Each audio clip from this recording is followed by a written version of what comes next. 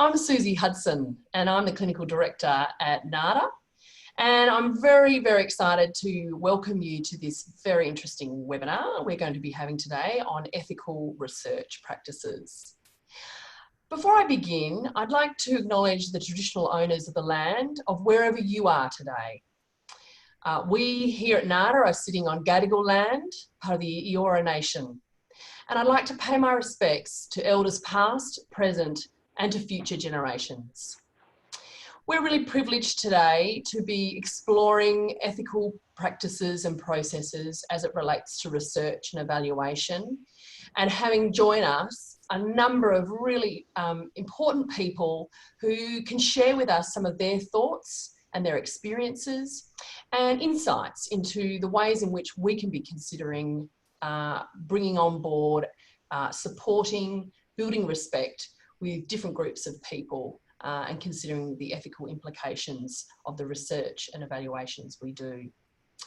This is a CMHDARN webinar, so this is part of the Community Mental Health and Drug and Alcohol Research Network, and we'd encourage you to check out the website for other webinars that are coming up and other ways of supporting you in your research endeavours.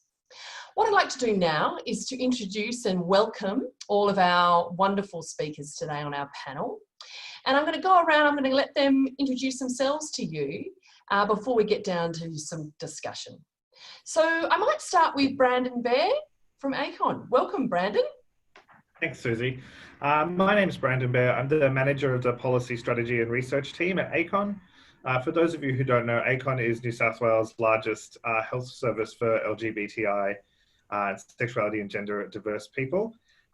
So we do a fair bit of direct service delivery, but also involved in a lot of policy work, advocacy, and supporting a lot of research in the community as well. Brilliant. Thanks so much, Brandon. I'd also now like to invite Roy Laube to introduce himself. Roy? Hi, my name's Roy Laube. I'm from the Transcultural Mental Health Centre. The Transcultural Mental Health Centre, the TMHC, is part of New South Wales Health. We're a statewide agency providing direct clinical support for the public health system, as well as community education for established and emerging diverse communities. My role is professional development for health professionals to assist them to provide ethical and evidence-based interventions for called communities. I also sit on several research ethics committees, and I'm on the faculty of clinical psychology for Western Sydney University. Thanks, Roy. And now I'd like to introduce Raechel Wallace. Raechel, welcome. Hi, thanks, Suzie. Yeah, my name's Raechel Wallace. I work for NADA part-time as the Aboriginal Program Manager, and I also work with Lives Live Well, which is a drug and alcohol treatment service as the practice specialist. I also sit on the Aboriginal Drug and Alcohol Network's leadership group. So. Fantastic. Thanks, Raechel. And lastly, to yourself, Frances Quan Farrant. Welcome. Thank you. So I'm Frances Quan Farrant, and I'm the Senior Research and Policy Officer for People with Disability Australia, PWDA. We're a cross-disability national peak for people with disability in Australia. We provide advocacy, both individual advocacy and systemic advocacy. And I come under systemic advocacy around projects policy. I sit on a number of advisory panels, inter-university panels and consortiums, and I'm a research associate at the University of Sydney, the Disability Research Centre, and at TH Köln in Germany. Fantastic. Thanks, Frances. And so what I thought we'd sort of kick off today and talk a little bit about is why research and evaluation is important among the communities that you represent, are part of. Why do you feel like we need to be really considerate and considering of the communities that you're representing here today in terms of research? I might start with yourself, Brandon. Great. I mean, I think that Anecdotally, I'm sick of starting sentences in my research reports with the word anecdotally. And I think that we know that there are a huge amount of health disparities for people in sexuality and gender diverse communities. And I'm going to say that without speaking for anyone else here, I'm sure that this is a similar situation for all the communities we're working across. What those disparities look like are different, how they're experienced is different. And I'm not just talking about for those communities, I'm also talking about within those communities as well. So we know this is happening, particularly when we work in policy and advocacy spaces, because we have a connection to the people who are experiencing these health issues, these health disparities, these, these outcomes. But what we don't have often is data to back up what we're talking about. One of the big issues that's happening for us at the moment is trying to get questions about sexuality included in the census. So this has been an advocacy issue for our communities for about 10 years. And it seems like such a small and easy step, but it certainly isn't. But, to even have that linkage between the data of, that high level population data and knowing how our communities are affected by different parts of that. Where do we live? How much money are we earning? What kind of work are we doing? Where are we studying? That's such basic and important data that really does, if you look at health policies, any of the federal or state policies that come out around health education, they're all based on this kind of evidence and this kind of data. And we're struggling to even have that basic level. So when you go down to more interesting things like drug and alcohol use or hospitalizations, there's a whole bunch of work at the moment around cancer care and palliative care for our communities. We just don't know how our communities are affected by those. And when we do know things, it tends to be in an incredibly deficit model. So we know that we're worse in terms of this and we're worse in terms of that, and we smoke more and we drink more, all this, very negative rhetoric that comes through on the data. And don't get me wrong, the data is very important. I'm involved in collecting some of it myself, and we definitely use it. So I definitely want to see more data about communities that have different health outcomes, but I also want to see some strengths-based data coming out of this stuff. And whether that has to start with some exciting, qualitative research about what makes our communities strong and what makes our communities more health literate or have better health outcomes. But there's a whole bunch of missing pieces in the puzzle, and I'll let others speak about it as well, because I don't want to sort of make all the points that others will make. But the main reason that it's important for us is because we're not able to work with a full picture of what our communities are experiencing, and that makes provision, advocacy, systemic and individual, and everything we do just incredibly difficult.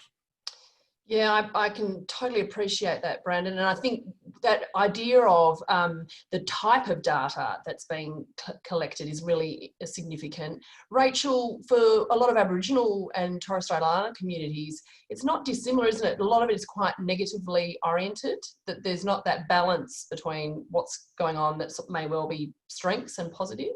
Yeah, and I think the research is important in our communities because it's keeping issues on the agenda, and I'm talking like the closing the gap kind of initiative. So I think that's really important. So yeah, I mean it's some of those things that are hidden too. For your experience, Francis, do you feel like sometimes the communities that you're representing, they're a bit hidden because they're not necessarily the research that you would think is useful is going on? What do you think about that? Oh, certainly. There's 1 in 5 people in Australia have disability. That's about 5 million people. But people with disability live in all sorts of circumstances. But we do know that people with disability are some of the most highly disadvantaged people in the community. And so that includes people who are living rough, people who are living in boarding houses, and in congregate settings. And getting information about the experiences of people in those settings is extraordinarily difficult because people don't want us in there. We're advocates first, and people don't want us looking and examining. And of course, what's coming up with the Disability Royal Commission is really, really beginning to highlight where those gaps in information are.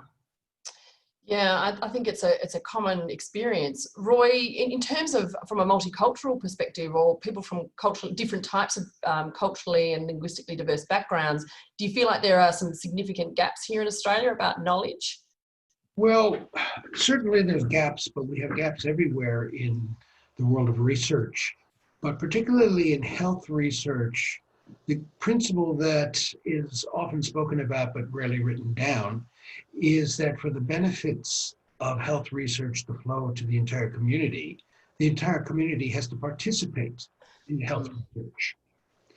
Yet, despite a growing recognition of cultural diversity's impact on health, experience pathology, how people appraise and then express problems with their health, it often falls into the too hard basket.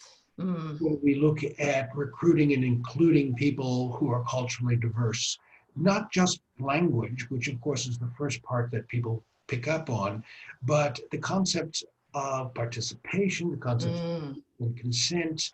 There's so many logistic differences that appear that often it's overlooked. And so they're either not specifically targeted, or when they're caught up in incidental recruitment, they tend to get shuffled to the side because they're just a little bit more difficult. Yes, yeah, absolutely. And so what you're all talking about there is there's a desire to want to know more and to absolutely find out more, but without some sort of consultation or involvement of those people that the research might impact, there can be a disconnect. Is that the experience, Brandon, in your experience, that often the questions, the language, because people from LGBTIQ or queer communities are not included in the development of some of the questions, perhaps we're getting not the right question, we're not asking the right questions either? Yeah, I think that's definitely true. And I think that's true from the very base collection about demographics, about sexuality and gender, right through to the actual questions that you're asking. If you look at some of the best research in our communities, and I'll point to one example being the gay community periodic surveys, which have been running in Sydney for over a decade, nearly two, I think. I'll be crucified for not remembering the exact year.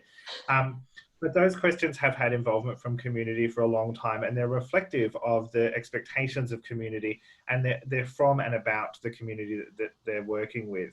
And that's the reason that that survey has such a fantastic reputation, which is not something you often hear about data collection. I was this year, had the privilege of being the survey coordinator for that survey. So we have 35 recruiters across 30 different venues collecting. And some of the rhetoric you hear from community is, oh, it's our responsibility to do this survey. It's part of what it is to be a gay man in Sydney, to fill out this survey once a year at Fair Day or at the venue during Sydney Mardi Gras time. And I think that it's that longevity and that trust that has made that survey, you know, there's a reciprocity around that. And people also understand that the data from that goes to making better services, and things like access to HIV medication and PrEP, for example, have come directly from that. The thing I think with our communities is they're so disparate and dispersed, which is definitely a cause for celebration. But sometimes when you're a researcher, that celebration can be hard to remember when you're trying to put together a question about how do you identify in terms of your sexuality, and being inclusive can be really challenging because more and more people are exploring ways of talking about a sexuality that they hold dear to them, that are very different from the binary that we used to have. So some of the best work in survey design and research that we have allows for people to express themselves the way they want. And you're right, Suzie, that's, you know, when it worked, it's all come from research teams who have involvement from the affected communities. If you're doing research with trans and gender diverse people and you do not have trans and gender diverse voices in your research team, you aren't doing effective research about trans and gender diverse people. And that's a bold statement to make, but I'm quite happy to make it. And I think it's the same with anyone from our communities. And, you know, for any affected community, and there's a lot of language around how we talk about communities like this, but the communities you're researching, if they're not involved in the design, if they're not involved in working out a good methodology, you're not doing good research and you're not going to get good data. And that's, you know, to put a pragmatic researcher hat on, that's the bottom line. You're going to miss out on the data you need, and it's going to be leading to essentially falsities and lies, and no one needs that in their research. Absolutely. And Raechel, I might throw to you, and just, can you give us a bit of an example of, you know, I think what Brandon's talking about is that building of trust, that involvement and engagement of community. What's been your experience in that? So I just really think it's important, if you're going to go in and you're going to research in Aboriginal communities, is reaching reaching everyone in that community and taking that time to get to know that community. So if you're going in, like, take time to get to know the community first. And when you make contact with that community, ask them, like, who else in the community I should be talking to, so you're not missing out on anyone in the community. I think it's really important, though, when researching in Aboriginal communities, that it's locally driven. It's what the community wants, like, not what the researcher wants, it's what the community wants. I think that's very important. I think that's so powerful. Is that similar from your experience, Frances, that if where you haven't been able to engage people who have had the experiences that you're wanting to know more about, that it just doesn't work? Well, the experience of people with disability and research has been very contentious over history. We have a very, very unpleasant interaction with research, really, historically. So there's a lot of people who don't want to talk to researchers. And that's certainly one of the reasons why we developed our own research protocols, because having the voices of people with disability driving the questions that we want answered, not what, as you said, the researchers want answered, not what the institutions, and I will use that word, institutions want answered, but what we want answered. And just to touch on, on what both Brandon and Raechel have said there, there's a lot of sweet talk around co-design at the moment. Yes. It's an in word. It's a very buzzword, isn't it? Isn't it just, I like to pull people up on that one, because, just sending me a survey saying, will PWDA endorse this, is not co-design. That's a really big thing, and I think it really needs to be addressed. And Frances, you were talking a little bit before we came to the webinar about that experience, that the sort of separation of different types of research. So you've got the research sort of almost at top down, if you like, and as opposed to that more grassroots. Can you speak a little bit more to that? So you're talking in terms of where we were talking about, community-based research, yes, as opposed to institutional research. Yes. Most definitely. So traditionally, research around disability studies has been institutionally driven, both by academia, but also by service providers. And what we want to see is that very clearly identified as service provision research. So that's about people talking about best outcomes in practice and things like that. Well, that's nice. That's nice. What we want is, our voices looking at our questions. Mm-hmm. So inclusive research, which was actually pioneered by a couple of Australian academics and done very well in Ireland. So that's using different methodologies, and it is really community based. And just as Raechel said, it's about going in and taking the time, mm-hmm, because community research is not it's not tick and flick. Yes. It's about digging down and getting the stories. It's about pulling out those narratives, and you just have to take the time to do it. So they're very different, very different areas. I think that's a really important distinction. And Roy, you were talking before just about that idea of consent. What does that look like? We often think with culturally and linguistically diverse people that it's about popping it into their language, and then that's sort of, we've ticked that box. Can you talk a little bit more about consent with culturally and linguistic diverse populations? Yes, I'm happy to. And then also I'd like to get back to a comment about what Frances was talking about. But in terms of consent, I think that that's half the phrase. The phrase is informed consent, which is what the rules mandate. Now, formal research in Australia is overseen by standards from the National Health Medical Research Council. They're called the National Statement, and that gets revised from time to time. It has lots of input. It's a political process in which they apply what are called the Helsinki Agreements, which are then revised from time to time on a much larger time scale. But it's about informed consent, and there's both halves of that. There's the information. The information has to be conveyed in a way that makes sense to the person who's being informed. It has to map on to something that makes sense in their world and in the way they think, in their beliefs and their personal experiences.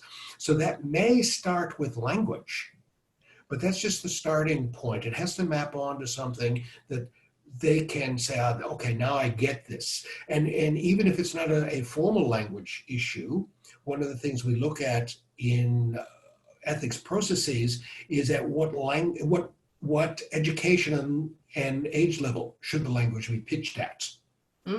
And so that's part of the informed part. The consent part is about autonomy, understanding the implications of consent, understanding the limitations of consent. You cannot sign away certain rights. You cannot sign away your right to vote. You cannot sign away civil rights and criminal rights, but you can sign away certain civil rights when it comes to indemnity if you're going to take a trial. Those are fairly complicated issues even for educated people. Yeah. Let alone someone who's in a health problem who's saying, just do anything that might help me, I'm in pain. So the consent process itself can be very complex in diverse communities. What about communities with strong gender divides? It's not just, oh, we will ask the women, not only ask the men to consent to the women's part. What if that woman has never exercised that kind of autonomy in her life?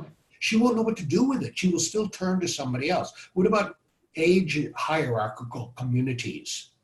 What about communal communities such as communities where elders or a group of elders will make those decisions on behalf of an entire community because that is their tradition. And we wrestle with that in Australia because our starting point is the very English common law, standing, sentient, autonomous creature. And any diversion from that requires a lot of extra consideration. So it's informed consent. Does the information actually map onto something? Is it truly information or is it just strange data? And so Roy, consent process a logical, coherent process for the person, or is it something that doesn't make sense to them? Yes. Yeah, so Roy, I suppose, which leads nicely to that idea of, once again, you know, if you spent time with that community and you understood and you heard from them, then you would be in a better position to ask those questions. And you were going to make you were going to return to an earlier point? I mean, what you just said, theoretically, that might be true. It's not 100% true because I can give you some examples from ACON where that actually works against them. But to go back to what Frances was saying, I think that there's a couple of things that need to be looked at. One is she's talking a lot about research design. And I think she's talking about who's asking which questions for which outcome. And these are important, very, very fundamental questions. And what we're looking at is when it comes to research ethics, we look at design, we look at the scientific validity. You cannot ask somebody to participate in research if it's not going to produce useful data because you're simply misleading them and wasting their time and effort. Yeah. And so we do look at research design as part of an ethical process, but the reality is mediocre research is okay. Poorly designed research is not ethical. But mediocre research is ethical. It's just not good stuff. Yeah, right. The point I was going to make about ACON, because I noticed Brendan's face, is we've certainly seen a number of research applications over the years where ACON is a partner. And one of the interesting debates that has come up on committees is that sometimes the language used is quite startling to some committee members. And other people And sometimes a representative from ACON might be at a meeting and they'll say, but this is what our communities uses. This is the way we speak. And what comes up is if a big chunk of that community uses that particular language, but it's not wider community language, is that okay or not? And this is a diversity issue. Because if you are too specific, you accidentally scaring off potential participants. So this is a debate which comes up regularly. There's no stock standard answer. Every application is looked at individually, but that's the diversity issue. If we're too specific to one group, do we accidentally lose 20% on the fringe who might be offended by the language, but they should be participating in that research versus, oh, well, you know, this is our self-language. There's no simple answer, but these are the kinds of questions that ethics committees, if they're functioning well, will debate. Right. Because of, again, diversity and inclusion. Are we losing 20% to focus on the 80%, or should we be more inclusive and make it blander language? There's the other 80%, they'll understand it. So, as I said, that just takes that as an example. And so what you're saying there, Roy, is there is so much complexity about that. And so in terms of conducting ethical research, we've touched on a few key things though. One about time, and I think that's the other enemy of research in some respects, isn't it? That there are time constraints, perhaps grant constraints, that don't allow for some of that respect building, getting to know. But what are some of the other things that people really feel are important in terms of conducting ethical research? I guess being very transparent when you go into community and when you're conducting research. Also, let the community know what's going to happen with their research, but also when they go away and they do their research project, but come back into the community and feedback the report or what's happened, or if nothing's come from that research that they're participating in, still go back to that community and let them know. And so that feedback, Raechel, is really important to Aboriginal communities, to hear, to be part of the whole process. Yes, because I once worked in a community and I was involved in, you know, researchers coming in one day and I was just part of the group, but they're saying they come in all the time, we don't know what happens. No one comes back and let us know, you know. We tell them what our issues are and what we need, but no one's coming back and letting us know what's happening. And so in the experience of perhaps Aboriginal people, that's once again that appropriation, taking things away and they're not giving anything in return. You've got to come back and you've got to feedback. Yeah. And that must be a common theme for a lot of communities. Frances, you're nodding there. What is that the experience for people who have disabilities? Oh, definitely. We're expected to provide an awful lot of information, you know, whether it's to government or to academics, you know, other institutions, and sometimes they want it, you know, with a week's notice, you know, without consideration of like, well, hang on, we've got to take time to, you know, ask people whether they want to be involved and do this and do that. You know, there's a whole set of logistics around that. But also, you know, our time is valuable. And for people with disability, with, you know, the wider community doesn't necessarily value us and value our time, but they want to harvest it. That's a very good language. Keep going, Frances. They want to harvest it and take it and then own it. Yes. So what we have instigated is that we have a fee schedule now as part of our protocols. Yep. So if you want to engage the organisation, there's an organisational fee and we can give expert advice. If you want us to create focus groups or semi-structured interviews and you want us to go out into our membership and ask our membership, well, you have to pay for us to advertise that because that's costs. We don't get extra funding to run socials. You know, that's when I mean social media. Yes. But also people's time is valuable. So we have a fee schedule around people's time. So you will pay us. And it's been a really interesting process particularly with academics when we say, well, this will cost you, you'll have to put it in your budget. And, very shocked because they've always had access to us for free. Like we're just some we're a resource that just can simply be harvested for free because, you know, that's what people with disability want. You know, they just want to be included and, you know, sit nicely and quietly. And no. I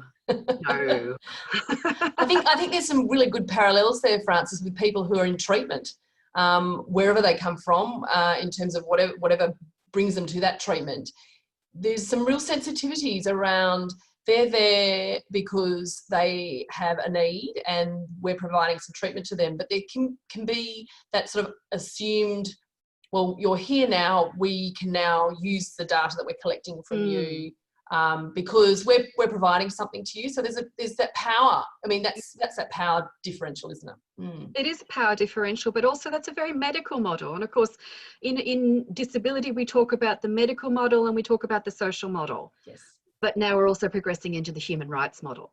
Yeah, fantastic. Which is the next phase on from the social model. So unfortunately for a lot of research, it's still very much centered around the medical model, which, you know, is presumptive and ableist. Yes. I think that what Francis is saying about harvesting is very interesting, because one of the approaches that I take to research, both as the chair of an ethics committee at ACON, but also as a baby academic, and previously to working with ACON, I've worked with other groups that are considered marginalised, so people with intellectual disability, young people, people with mental health concerns. I think one of the things that you need to remember in research, particularly qualitative research, is people's stories, people's you know, I think that there's certainly what Francis is saying about time being, you know, compensated for is essential. But people's stories are currency, you know, you have to respect that that's not a free thing, someone just to give you their experience or to give you their understanding or their insights. We are all on this panel get paid to give our professional insights and expertise to things. That's how policy and advocacy work. And if you're a tradesperson, you get paid to do the thing, you know, to share your skill or to share what you have. And I think that storytelling and narrative research needs to really consider that. And I think it also needs to come from a place of empathy, where if you, for example, are doing research about people living with HIV, that story is that's not a cheap currency story to tell. To sit down and share your experience of, you know, your exposure to the virus or the years of stigma and discrimination you might have experienced, that's traumatic memories. Or even if you had a really positive experience, to share your resilience and the things that you did to make sure that you were an advocate in the HIV space. And I think that for me, part of ethical research is really respecting that and really respecting, and not just to pay people for their time or to give remuneration, because I know that there's ethical issues around that and it can be difficult. But some of it is in the research design of being respectful about the time it might take to get those stories. You might not get everything from a 45-minute interview. You know, we have research come across that, you know, talks about deeply exploring the lives of people who are, you know, victims of abuse as a child, who are queer people. And their methodology is a 1-hour in-depth interview with no primary contact before or after. And so that's problematic for us. And then we have things come through where they'll, you know, be talking about very sensitive issues, and in the participant information sheet, pardon me, or the interviews, they won't have a link to a relevant service like, you know, QLife or a counselling service. And it's small changes like that that can make a huge difference to a participant's ethical understanding of the process and be a lot more respectful of people who are going through that research. Yeah, and they are sensitive. Those stories are incredibly powerful and a key part of research. But you're quite right. We can forget, you know, at some point, even when through an HREC process, you know, you're providing the number that people can reach out to get support, you're still leaving that person with having relived those stories. And I suppose the sensitivities around that can be missed. Yeah, and I think we're all talking today about working with communities who have stuff that goes on in their lives that isn't always the best. Yeah. You know, and I think that it's little things like, you know, you putting down the number for a Lifeline, for example, is great. But if you're doing research with queer people, maybe look at including a queer inclusive service. And even down to things like, you know, if you're doing quantitative data stuff, using a gender question that's not inclusive of non-binary people, for example. If you don't have the experience of being non-binary, it doesn't feel like a huge oversight. But when we get that and we review that, we know the sense of othering that is historic and is, you know, that not having that one tick box there isn't a one-off occasion. That's one more experience of a person having their gender identity ignored or erased by society. And so for ACON, our job through our ethics committee is to make sure that our communities are protected from those tiny injustices sometimes. We very rarely get an application that is just so bad in terms of our community that it's a joke. What we do get is researchers who are trying or just don't know how to try in these spaces. So it's great that these conversations are happening across, you know, Aboriginal people, multicultural, everything. Because I think researchers do want to do the right thing, but they often don't know how. And I think you're right, Suzie, time is such a killer for everyone involved. It can be, but I suppose it just points again to the preparation that might need to go into a piece of work. And maybe that's part of the issue, is that preparation of getting to know a community, understanding some of the nuances that you've described, Roy, with different cultures, and how, you know, even something like, you know, informed consent can work.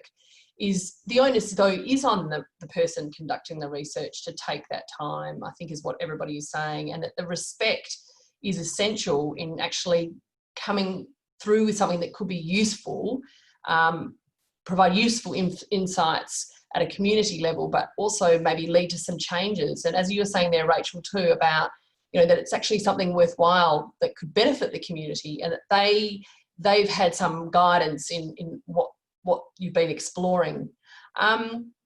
So in terms of that, some of those nuts and bolts, key principles, we've absolutely talked about taking the time, the importance of respect and getting to know whomever it is that you're going to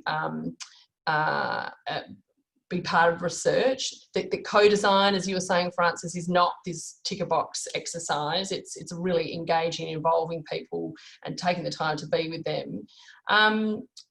What are some of the other key things? So from your point of view, Roy, when you're thinking about people from different backgrounds, what are some of the things that you've seen that have worked well? Are there some good practice that you've seen that really resulted in a great outcome for both the people involved in the research and the researcher? Well, I think that there's a few occasions and certainly some principles that we can extract with the absolutely giant statement that nothing works for everybody all of the time, and something that may work frequently and give us a lot of enthusiasm all of a sudden falls off a cliff. So all of that said, working with different communities, we often find going through community leaders is an important step. Now, part of the difficulty is, particularly where we're talking about ethnic and language communities, there's a lot of self-proclaimed leaders out here. And we have to be alert to who's a self-proclaimed leader, who is there a leader, are there multiple leaders, whether they're in religious and spiritual capacity, or there's some sort of community or welfare capacity. Identifying those people is important, but again, balancing that with self-proclaimed leaders. The other thing that we often find in health research with these communities is local GPs are an incredible source of both authority, and if they have an imprimatur on something, that carries a lot of weight with the community. Okay. In some cases, the analogy I draw is it's a little bit like GPs in Australia in the 1950s or in a country practice or something like that, where these are benevolent figures who hold the well-being of the community in their hearts. And they can often be quite valuable partners just to have a stamp of approval on something. But yes, it's going into looking for community leaders, balancing with a number of them. I think the issue of time's come up in a number of these conversations, taking the time. One of the things Francis was talking about was you get a week for this or 2 weeks for that or something, or people haven't left enough time. I would suggest that if it's legitimate research, that should have been done before the clock starts running. That should be done in the design and development phase before the clock starts running. That helps tell you whether this is a legitimate researcher or it's a bureaucrat that needs some data for a report next week. Yeah. a lot of times this isn't actually research, it's number collecting, which I would, as a researcher, I'm going to say that's not research. You can often fend off people by saying, this is very interesting, send me your ethics approval, and because they haven't bothered to get one, they'll run away and leave you alone. But also, I think that it is important to make that distinction, because a lot of the things that people have been talking about would never get through research ethics. Certainly not one of the metropolitan ethics committees. Some of the more regional ones, maybe they're not as rigorous. I don't want to say something nasty, but they're maybe not as rigorous, but you know, good intentions go for a long way, whereas we tend to be a lot more scrutiny in metropolitan areas. I think one of the things that Raechel had mentioned, which is an important issue, where's the give and take? It seems to be all take, no give. Yeah. And that should be in the informed consent process. What do we get back? If you don't see something that says, we will return and answer questions, something beyond, oh, we're going to write some research articles, we can send you a link. Yeah. If you're satisfied, look, if you're satisfied with that, that's fine. Yeah. But if you say, we would like you to come back, present your things with a PowerPoint and answer questions at a community event, or we would like you to come and do X or Y, that should be in the informed consent, or you don't consent. Yes. So really what we're talking about, I mean, ironically, all the things that you're talking about really come down to respecting people properly, doesn't it? It really turns, you know, it's about, I mean, I know it's more than that, but fundamentally it's thinking through, and I think this is perhaps the piece that does get missed, is the intention is there, or the drive, we want to know more about this, or this would be really interesting, or this, you know, maybe this could help, and not really taking that step back to think through all the possibilities and all the permutations of, well, what might, you know, and ask the people themselves, you know, what do you think about this, and start some of those conversations from the very beginning, as you're saying, Roy. Yeah, but I think we have to bear in mind, as I said earlier, the model that our research comes from is a very autonomous, individual, freestanding person model, concept of who people are. And the idea that there are multiple strings attached, we live in systems, we have communities of concentric circles that can spread quite widely.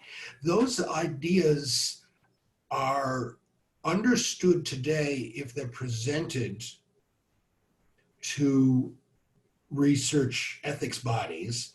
One of the things we mentioned before we started is that over 20 years ago, when I first became involved with public health research processes and ethics decisions, people really didn't quite get the idea of cultural diversity or any other kind of diversity.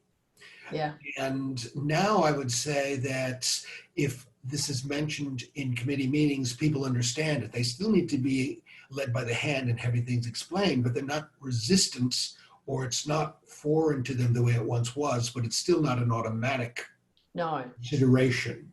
So there is, you know, some positive development over the time that I've been involved with research ethics, but it's, you know, not an automatic the same way we would look at something such as equipoise and medication. That's an automatic. But looking at a cultural diversity, that still needs to be explained. Oh, yes, of course. And so what you've all been saying is there's a lot of nuance to that. And so as we bring it together, there's lots of common themes that you've raised. There, you know, people do need, their time in particular needs to be considered at every and all stages of the process. That consideration needs to be given about what is in it for them, what are the potential benefits and real benefits, and that they are considered and involved in every step of the way. So even in that beginning phase. And so as we bring this together, I'd like to go to each of you now, and if there are 2 or 3, whatever the magic number is, key things that you really want to let the viewers really appreciate, that you think is so important, particularly in the people that you represent. So Frances, perhaps if I could start with you. gosh, just limit it to 2 or 3. Or as we say in our sector, nothing about us without us. And I think that just sums it up perfectly. You know, nothing about us without us. Ask us. The number of formal researchers I've met, and when I've explained how we like to do research, they've said, well, we never thought about asking you. We want to study you, but we never thought about asking you. So Wow. Nothing about us without us. Fantastic. Thanks, Frances. Brandon? Yeah, I guess the big thing that I would love to drive home for researchers is be honest in your research and call a spade, even if it doesn't look the best on paper. So the number of research projects we get through that talk about being like research about the LGBT community and have no methodology or recruitment about recruiting trans and gender diverse people, or they print a report called, LGBT health, and the data about bisexual people in that is so low that you can't actually do any analysis on it. It's disingenuous, and it's I think really disrespectful to the communities who you're lying about serving in that research. So we would always just say, if you don't think, or you end up not getting the recruitment for bisexual people that allows you to do a realistic and rigorous analysis of the data, don't call it research for bisexual people, and be honest in the reports and findings about the limitations of research. Half of the findings of research is what you don't find sometimes, or what you can't get, and you can learn from that and support other new researchers.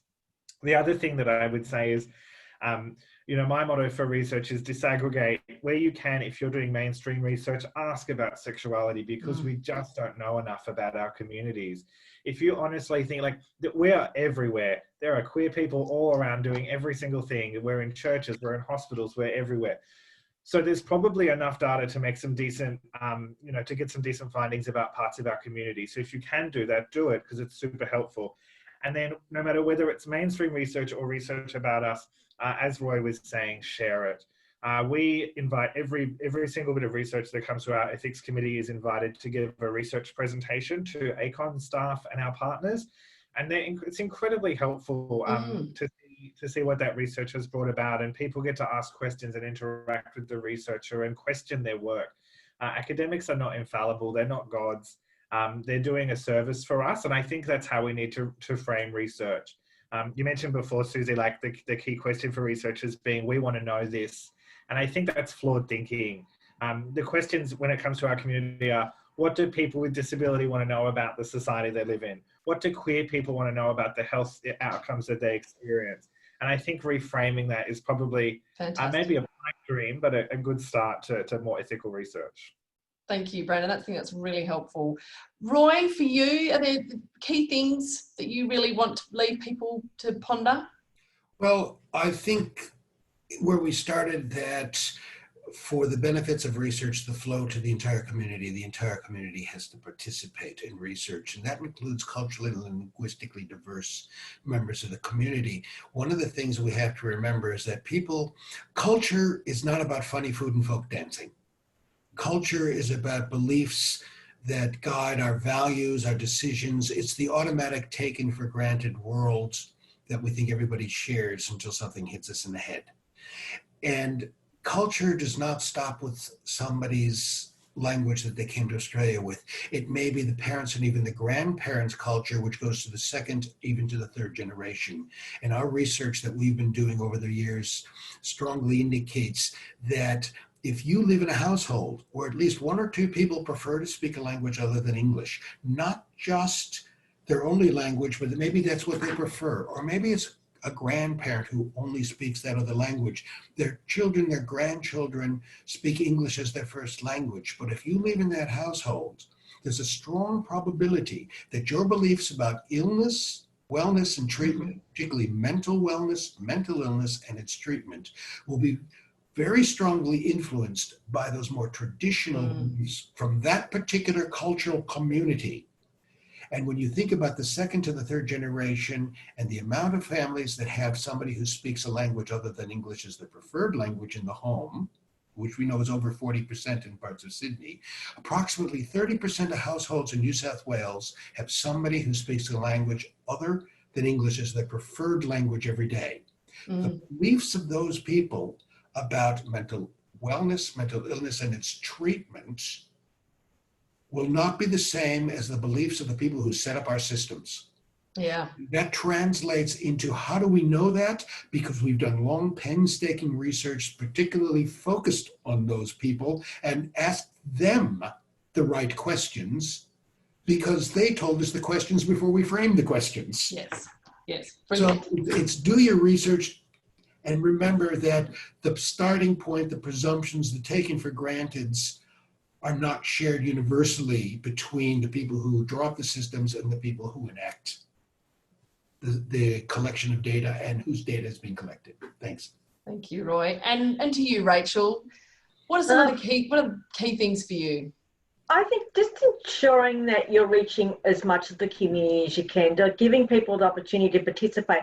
My concerns is the information, if you're not as reaching as far as you can in the community, the information that you might be missing out on by, you know, not letting the whole community know. Like, yeah. Yeah. So on that, everybody, I just want to thank you all so much for your insights. We, of course, have your details. And for anybody watching, if there are things that have been sparked for you, you've really resonated for you, and you think that the people that have been speaking with you could help and support you in some of your thinking and preparing, please reach out to CMHDARN. We would love to hear from you, and we'll certainly provide those questions to the panelists that have been with you today. I'd like to thank you so much for your time. It's been a real pleasure, and have a wonderful rest of the day, and we'll be in touch soon. Bye, everybody.